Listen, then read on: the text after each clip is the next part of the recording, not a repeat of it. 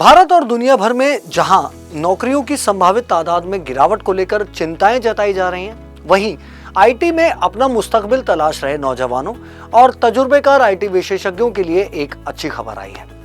दरअसल प्रौद्योगिकी के तेजी से विकास के बाद अगले 6 महीनों में आईटी सेवाओं की भर्ती में 10 से 12% की बढ़ोतरी होने की उम्मीद है, जो दुनिया भर में उद्योगों और अर्थव्यवस्थाओं को नया आकार देगी।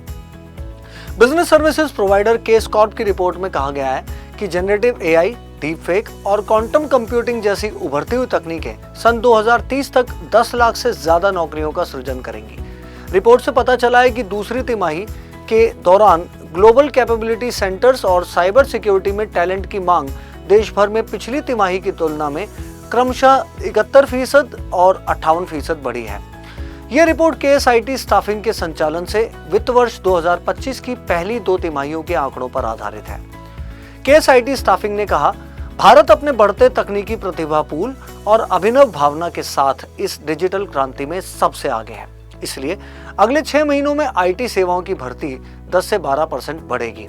आईटी स्टाफिंग कार्डली digital skills report Q2 FY25 report के अनुसार कुल मांग का 79% विकास ईआरपी परीक्षण, नेटवर्किंग और डेटा विज्ञान सहित शीर्ष 5 कौशल सूट से उभरा। इन कार्यात्मक कौशल सूट के अलावा जावा 30%, साइबर सुरक्षा 20% और डेवऑप्स 25% से संबंधित विशेष भूमिकाओं और कौशल में पहली तिमाही और वित्त वर्ष 2025 की दूसरी तिमाही के बीच तेजी से वृद्धि पाई गई। इस बीच रिपोर्ट में यह भी पाया गया कि वित्त वर्ष 2025 की दूसरी तिमाही में टेक्नोलॉजी प्रतिभा की मांग में विभिन्न आईटी सेवा फर्मों में एक अलग प्रवृत्ति देखी गई, जो 37% से ज्यादा थी।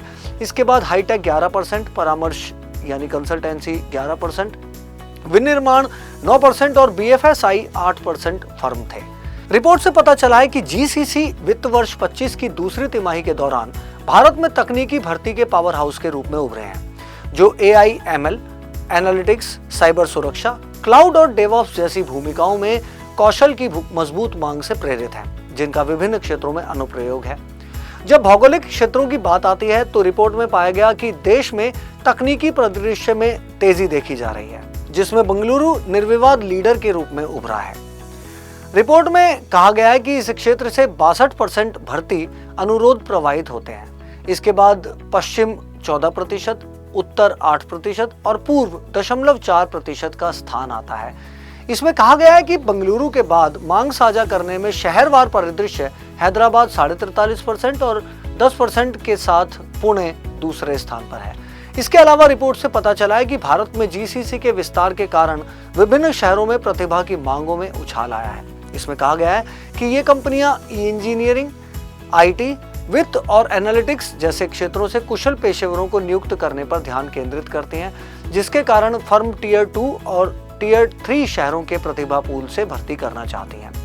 अगर इन रिपोर्ट्स में किए गए दावे पुख्ता निकलते हैं तो उम्मीद करनी चाहिए कि आने वाला दौर सूचना प्रौद्योगिकी और इस पर निर्भर करने वाले विभिन्न क्षेत्रों और विभागों में कामगार हुनरमंदों की तादाद में तो इजाफा करेगा ही, देश और दुनिया की औसतन आमदनी में भी बढ़ोतरी लेकर आएगा।